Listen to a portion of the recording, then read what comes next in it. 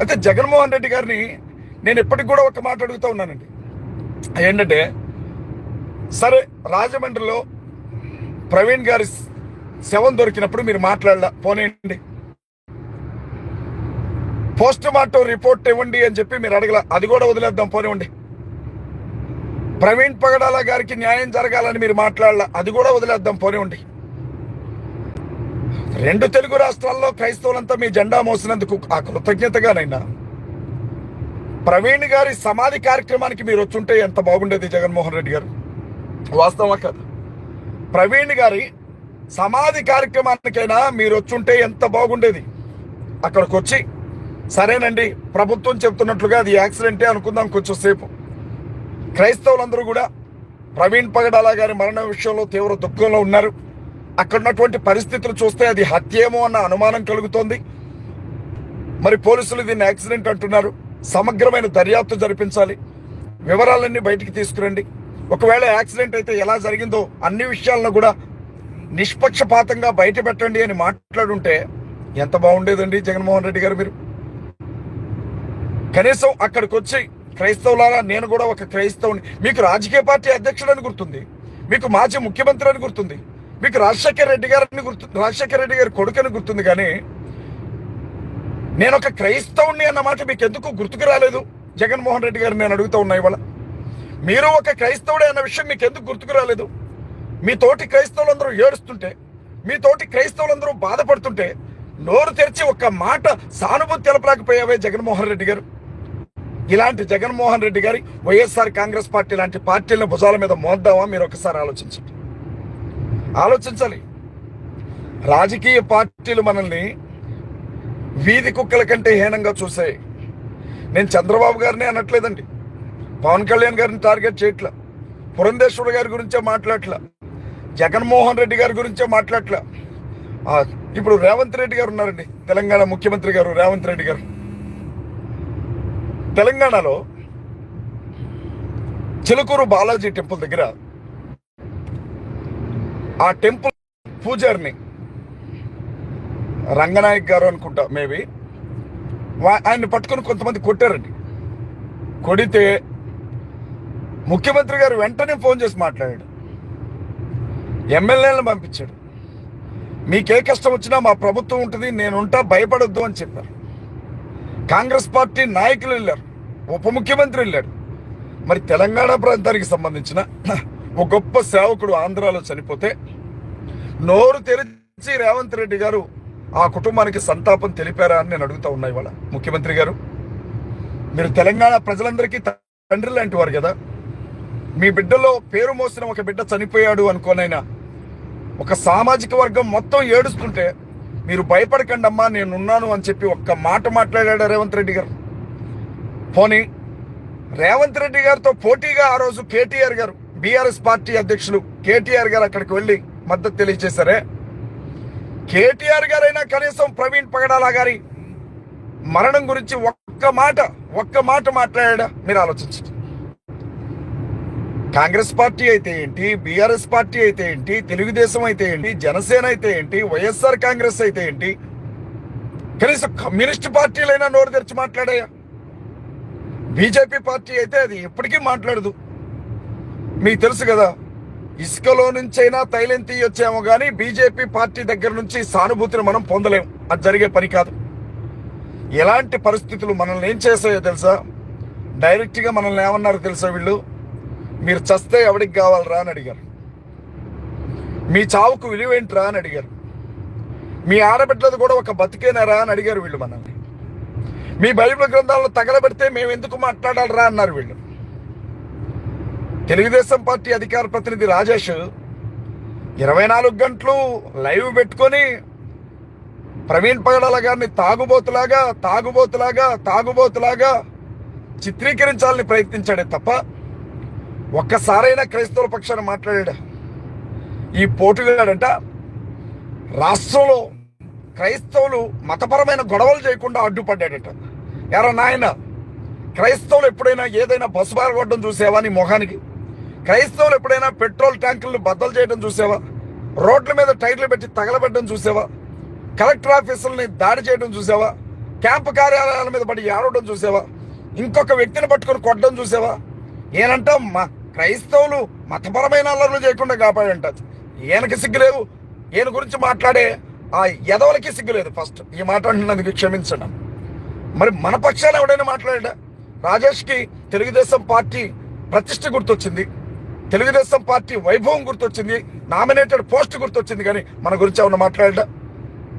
చచ్చిపోయినటువంటి ప్రవీణ్ పగడాల గారు ఒక దళితుడు, దళిత్ ఇట్స్ బ్రాండ్ అని చెప్పిన రాజేష్ నోరు తెరిచి ఒక్క మాటైనా తన దళితుడే, తన క్రైస్తవుడే అని మాట్లాడా? లేదు కదా, లేదు కదా. ఇంత మాట్లాడాడు తాగుబోతని. Post mortem రిపోర్ట్స్లో ఏమొచ్చిందండి? అసలు ఆయన కడుపులో మద్యపు ఆనవాళ్లే లేవు అని పోస్ట్ మార్టం రిపోర్ట్లో వచ్చింది. ఏం సమాధానం చెప్తారు ఇప్పుడు మహాకూటమి రాజేష్? మనకెవరున్నారు? మన పక్షాన మాట్లాడేది ఎవరు? మన తరపున మాట్లాడేది ఎవరు? మనకు కష్టం వస్తే మాట్లాడేది ఎవరు? నేను ఓపెన్గా అడుగుతున్నాను, ఇవాళ ఎవడైనా రోడ్డు మీద భగవద్గీతను తగలబెట్టగలడా చెప్పండి? వాడిని బతకనిస్తారా భారతదేశంలో? పరుగెత్తించి కొడతారా లేదా? భగవద్గీత జోలికి వెళ్తా, రామాయణం జోలికి వెళ్ళినా బతకనిస్తారా? హిందూ సహోదరులు ఆలోచించాలి. మీ పురాణాల జోలికి వస్తే బతకనిస్తారా? పోనీ ఓపెన్గా చెప్తున్నానండి, ఇవాళ ఎవడైనా ధైర్యం చేసి రోడ్డు మీద ఖురాన్ గ్రంథాన్ని తగలబెట్టగలడా? నా కొడుకుని బ్రతకనిస్తారా ముస్లిం సహోదరులు అలా చేస్తే? మరి ప్రపంచవ్యాప్తంగా కొన్ని 100 కోట్ల మంది ఆరాధించే యేసుక్రీస్తు ప్రభువుని గురించి రాయబడిన బైబిల్ గ్రంథాన్ని తగలబెడుతుంటే ఒక్కడు మాట్లాడిన ఏంటండి? వాళ్ళకు భగవద్గీత పవిత్రమైంది, మన వాళ్ళకి ఖురాన్ పవిత్రమైంది, మరి మనకి బైబిల్ పవిత్రమైన గ్రంథం కాదా? దాన్ని తగలబెడతా ఉంటే ఒక్క పార్టీ మాట్లాడేది ఏంటండి? నాకు తెలియగలుగుతాను. చర్చిలు పడగొడితే మాట్లాడవు పార్టీలు, పాస్టర్లను పట్టుకొని కొడుతుంటే మాట్లాడవు పార్టీలు, పాస్టర్ని అరెస్ట్ చేసి జైలుకి పంపితే మాట్లాడవు పార్టీలు. మరి క్రైస్తవులు ఓట్లు ఎందుకు అడుగుతున్నారు? నాకు తెలియగలుగుతాను. తెలంగాణలో సుమారు 60 లక్షల మంది క్రైస్తవులు అనధికారికంగా ఉన్నారు. 60 లక్షల మంది క్రైస్తవులు. ఆంధ్రాలో సుమారు 1,60,00,000 మంది క్రైస్తవులు ఉన్నారు. ఆంధ్ర తెలంగాణ కలిపితే 2,10,00,000 మంది క్రైస్తవులు అనధికారికంగా ఉన్నారు. మరి ఇక దళితులు, ముస్లిం సహోదరులు కలిపితే మన లెక్క ఎంత ఉంటుందో చూడండి. కానీ మనకేదన్నా జరిగితే మాట్లాడడానికి ఒక్క పార్టీ కూడా ముందుకు రాకపోయేసరికి ఆశ్చర్యం అనిపించి నాకు. అంటే వాళ్ళు ఏమనుకున్నారంటే, వీళ్ళ తరపున మాట్లాడడానికి ఎవడున్నాడు అని అనుకున్నారు వాళ్ళు. అవును, పాస్టర్లను కొడతాం. అసెంబ్లీలో మాట్లాడడానికి వీళ్ళకి ఎవడున్నాడు? ఎమ్మెల్యే ఉన్నాడా క్రైస్తవులకు ఎవడైనా? అవును, చర్చిలు తగలబెడుతున్నారు, నిజమే. చర్చిలు ముందుకొచ్చి జై శ్రీరామ్ అని కేకలు పెడుతున్నారు, నిజమే. చర్చిల మీద జై శ్రీరామ్ అని రాస్తున్నారు, నిజమే. చర్చి లోపలికి వచ్చి ఆరాధన జరిగేటప్పుడు సంఘాన్ని బయటికి ఇడ్చుకెళ్ళి కొడుతున్నారు, నిజమే. అయినా వీళ్ళ పక్షాన మాట్లాడేది ఎవడు? ఎమ్మెల్యేలు ఉన్నారా వీళ్ళకి ఎవరైనా? అసెంబ్లీలో ఎవరైనా ఉన్నారండి మనకి ఎమ్మెల్యేలు? అసెంబ్లీలో ఉన్నారా మనకి ఎవరైనా ఎమ్మెల్యేలు? ఎవడైనా మాట్లాడతాడు మన గురించి? ఏదన్నా పార్టీలో అధికార ప్రతినిధులు ఉన్నారా మన వాళ్ళు? పార్టీ అధ్యక్షుల ఆదేశాలను కాదని మాట్లాడతారా మన గురించి? పార్లమెంట్లో ఎవడైనా ఒక ఎంపీ ఉన్నాడా మన గురించి మాట్లాడడానికి? పార్లమెంట్లో ఒక ఎంపీ ఉన్నారా అండి మన గురించి మాట్లాడడానికి? మీకు ఒక విషయం చెప్పనా, నియోజకవర్గంలో ఉండే ప్రజలందరూ ధర్నా చేసినా దానికి విలువ ఉండదండి. కానీ ఒక ఎమ్మెల్యే సంతకం పెడితే మాత్రం దానికి గొప్ప విలువ ఉంటుంది. దాన్ని ఆపడం ఎవడి వల్ల కాదు. 2 కోట్ల మంది ధర్నా చేసినా లెక్కలోకి రాదు.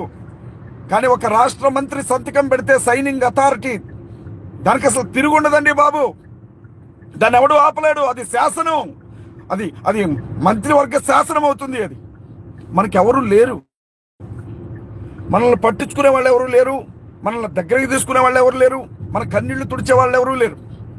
అయితే ఈ సమయంలో పోలీసు వ్యవస్థ వ్యవహరించినటువంటి తీరు మీద ఓ 2 ప్రశ్నలు అడుగుతాను.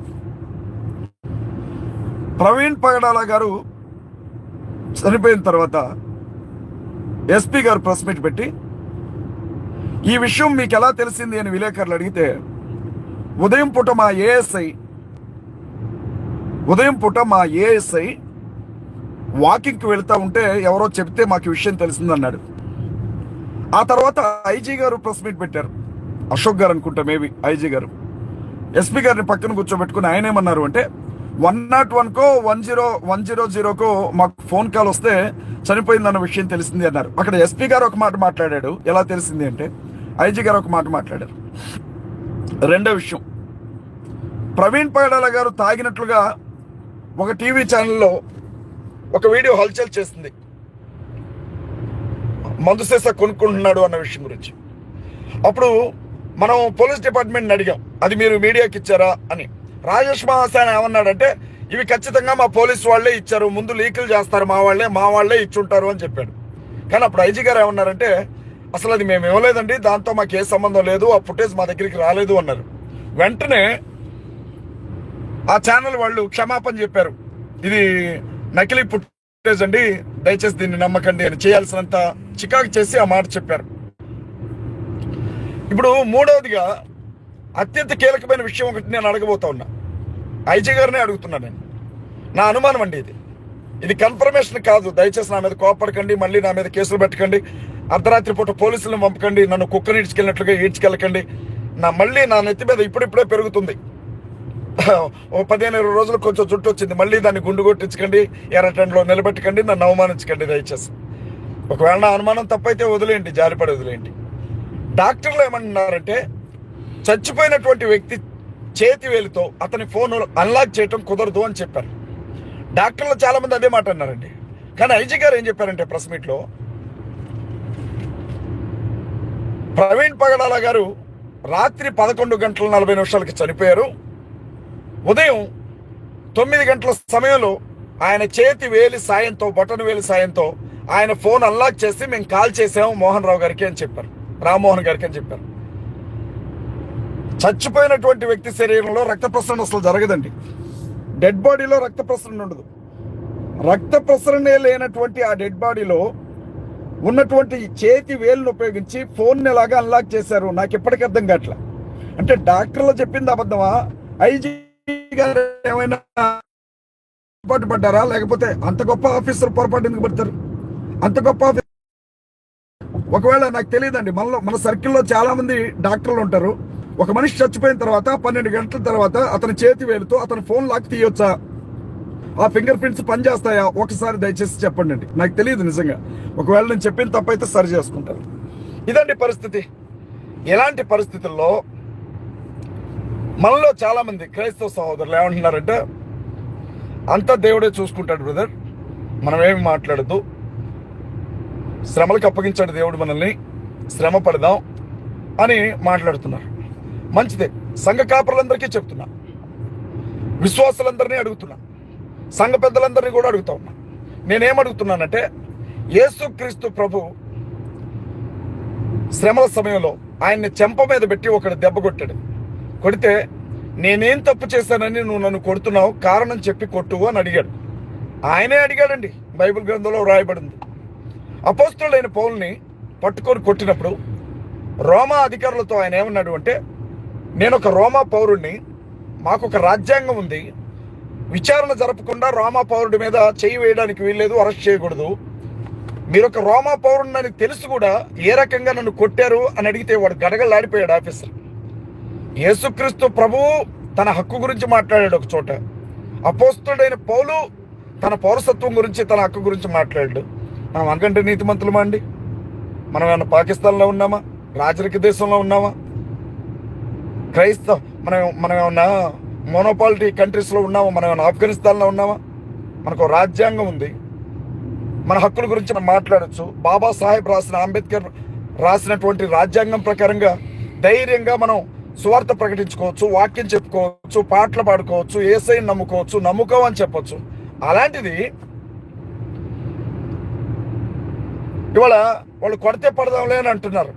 నేను ఒకటే మాట్లాడుతున్నానండి, యేసుక్రీస్తు ప్రభు ఒక చెంప మీద కొడితే ఇంకో చెంప చూపిమని అన్నాడు కదా. ఏ సెలబ్రిటీ పాస్టర్నైనా సరే చెంప మీద మీరు కొట్టి, మీరు దేవుని సేవకుడు కదా, మీరు ఇదే చెప్తున్నారు కదా, ఇంకో చెంప చూపిండి అని అడగండి, చూపిస్తాడేమో చూస్తాను నేను. మీరు కొట్టండి బాబు, మీ సంఘ పాస్టర్ గారిని పట్టుకొని ఒక దెబ్బ కొట్టండి, కుడి చెంప మీద పెట్టి కొడితే ఎడం చెంప చూపించాలి మరి. ఎందుకంటే దేవుని వాక్యం అదే చెప్తుంది. పాస్టర్ గారు తిరగబడకూడదు, పాస్టర్ గారు మిమ్మల్ని మళ్ళీ ఏమనకూడదు. పాస్టర్ గారిని ఒక చెంప మీద కొట్టండి. ముందు వాక్య ప్రకారంగా ఉన్నారో లేరో తెలియాలి కదా. చెంప మీద పెట్టి పేళ్ళని కొట్టండి. ఇంకో చెంప చూపెడితే ఓకే సూపర్ అని చెప్పండి. యేసుక్రీస్తు ప్రభు ఇంకో మాట కూడా చెప్పారు, ఎవరైనా నీ ఒంటి మీద ఉన్న అంగీని వస్త్రాన్ని తీసుకోవాలనుకుంటే పై వస్త్రాన్ని అంగీని కూడా ఇచ్చేయమన్నాడు. మీ పాస్టర్ గారిని అడగండి, మీకేం కావాలో మీ పాస్టర్ని అడగండి, వాళ్ళు ఇస్తారేమో చూస్తాను నేను. మరి ఖచ్చితంగా ఇవ్వాలండి పాస్టర్లు, విశ్వాసులు కూడా ఇచ్చేస్తారు. ఇంకొక విషయం, ఎవరికైనా సరే అప్పిచ్చినప్పుడు మళ్ళీ దాన్ని వెనక్కి తీసుకోవద్దని చెప్పాడు, తిరిగి అడగొద్దన్నాడు యేసుక్రీస్తు ప్రభు. ఇవాళ మీరు అప్పులు ఇస్తుంటారు కదా, వడ్డీల వ్యాపారాలు చేసే వాళ్ళే మస్తు మంది ఉన్నారులేండి. ఇచ్చిన అప్పును వెనక్కి అడగకుండా ఉండండి, మరి మీరు నేను చూస్తాను. ఎవరైనా నిన్ను 1 కిలోమీటర్ దూరం రమ్మంటే నువ్వు 2 కిలోమీటర్ల దూరం వెళ్ళన్నాడు యేసుక్రీస్తు ప్రభు. ఇవాళ అలా చేస్తున్నారండి. మరి ఇవన్నీ వాస్తవాలేనా? ఇవాళ పాటిస్తున్నామా మనం? ఒకవేళ ఇవన్నీ పాటించేవే అయితే, మీరు పాటిస్తున్నవే అయితే మీరందరూ కూడా ఒకటే తీర్మానం చేసుకోండి, చంపినా సరే మేము ఎవరి జోలికి వెళ్ళాం. బైబుల్ తగలబెట్టినా మీరు మాట్లాడకండి దయచేసి. చర్చలు కూలగొడుతున్నా మీరు మాట్లాడకండి దయచేసి. సంఘంలో ఉండే ఆడబిడ్డల్ని మానభంగం చేయడానికి వస్తారు, మీరు మాట్లాడకండి దయచేసి. పాస్టర్లని నడు రోడ్డు మీద కొట్ల, వైజాగ్లో కొట్ల ఒక సేవకుడిని పట్టుకుని ఎలా కొడుతున్నారండి, చెంపే ఎలా కొడుతున్నారు. మీరెవరు మాట్లాడకండి దయచేసి. హక్కుల గురించి మాట్లాడద్దు మీరు. మీకు రాజ్యాంగం లేదండి, మీరు రాజ్యాంగాన్ని పట్టించుకోరు. మీకు రాజ్యాంగంలో ఉండే హక్కులు వద్దు. మీకు రాజ్యాంగం ప్రకారంగా సంక్రమించే ఏమీ మీకు వద్దు. మీకు ఆధార్ కార్డు వద్దు, రేషన్ కార్డు వద్దు, వాటర్ కార్డు వద్దు, మీకేమీ వద్దు. మీరు బైబిల్ ప్రకారంగానే బతకండి. మళ్ళీ రాజ్యాంగం అంటే మాత్రం ఊరుకోని చెప్తున్నా. మీరు అలాగే ఉండండి, మీరు తన్నులు తినండి. ఎవడైనా చంపడానికి వస్తే మీరు చచ్చిపోండి, మీ ఆస్తులన్నీ రాసిచ్చేసేయండి. బైబిల్ ప్రకారంగానే మీరు ఉండండి. కానీ నేనేమంటున్నానంటే, హక్కు, రాజ్యాంగం ఇచ్చిన హక్కులను ఉపయోగించుకోవాలనుకునే వాళ్ళు మాతో చేయగలపండి. ఈరోజు రాజ్యాంగం ఉంది కాబట్టే బైబిల్ పట్టుకుని తిరగలుగుతున్నాం. రాజ్యాంగం ఉంది కాబట్టే దేవుని వాక్యాన్ని పబ్లిక్గా చెప్పగలుగుతున్నాం. రాజ్యాంగంలో మనకి హక్కులు ఉన్నాయి కాబట్టే ఇలా లైవ్ పెట్టి మాట్లాడగలుగుతున్నాం, మీరు వినగలుగుతున్నారు. రాజ్యాంగం అనేది మనకి అవకాశం ఇచ్చింది కాబట్టే మనం దేవుణ్ణి నమ్ముకుంటున్నాం. ఆ రాజ్యాంగమే లేకపోతే బైబిల్ని తీసుకెళ్లి లోపల పెట్టి నిన్ను తీసుకెళ్లి జైల్లో పెడతారు. అలాంటి రాజ్యాంగాన్ని కాపాడుకోవాల్సినటువంటి బాధ్యత మన మీద ఉందని నేను నమ్ముతున్నాను. రాజ్యాంగం ఉంటే రాజ్యాంగం అంబేద్కర్ గారితో రాజ్యాంగం రాయించింది కూడా ప్రభువైన క్రీస్తే. ఈ దేశంలో ఉన్నటువంటి పరిస్థితులకు అనుకూలంగా, ఈ దేశంలో ఉన్నటువంటి ప్రజలకు మేలుకరంగా రాజ్యాంగాన్ని రాయించింది కూడా ప్రభువే. ఎందుకంటే అధికారులు, రాజులు అందరూ కూడా దేవుని చేత ఏర్పరచబడతారు. అంత గొప్ప జ్ఞానం కలిగిన అంబేద్కర్ని దేవుడు మనకిచ్చాడు, మన బతుకులు మార్చడానికి ఇచ్చాడు. ఓ రాజ్యాంగాన్ని రాయించాడు, తన పరిచర్యకి ఆటంకాలు లేకుండా చేశాడు. ఇప్పుడు రాజ్యాంగం వద్దు, హక్కులు వద్దు, మాకు బైబిల్ చాలు అని మాట్లాడే వాళ్ళందరూ కూడా రేపొద్దున సభకి రాకండి దయచేసి. హైదరాబాద్లో సికింద్రాబాద్ ప్యాట్నీ సెంటర్లో హైదరాబాద్ మెగా క్రిస్టియన్ కాన్ఫరెన్స్ జరుగుతుందని చెప్పాగా, అక్కడికి మీరు రాకండి దయచేసి. అక్కడికి ఎవరు రావాలో తెలుసా? నేను భారతదేశంలో పుట్టాను, భారతదేశంలో పెరిగాను, ఈ దేశ పౌరుణ్ణి, నాకు ఓటు హక్కు ఉంది, పౌరసత్వం ఉంది, ఈ దేశం కోసం కొట్లాడుతున్నాను, ఈ దేశంలోనే పుట్టాను, ఇక్కడే పెరిగాను, ఇక్కడే చేస్తాను, నేను రాజ్యాంగాన్ని ఉపయోగించుకొని సేవ చేస్తాను, దేవుని వాక్యం ప్రకటిస్తాను, దేవుణ్ణి ఆరాధిస్తాను, దేవుణ్ణి ఘనపరుస్తాను, నాకు కూడా హక్కు ఉంది అనేవాళ్ళు రండి, అక్కడికి మాట్లాడదాం, ధైర్యంగా మాట్లాడదాం. అక్కడికి రండి, ఎందుకు భయపడాలండి?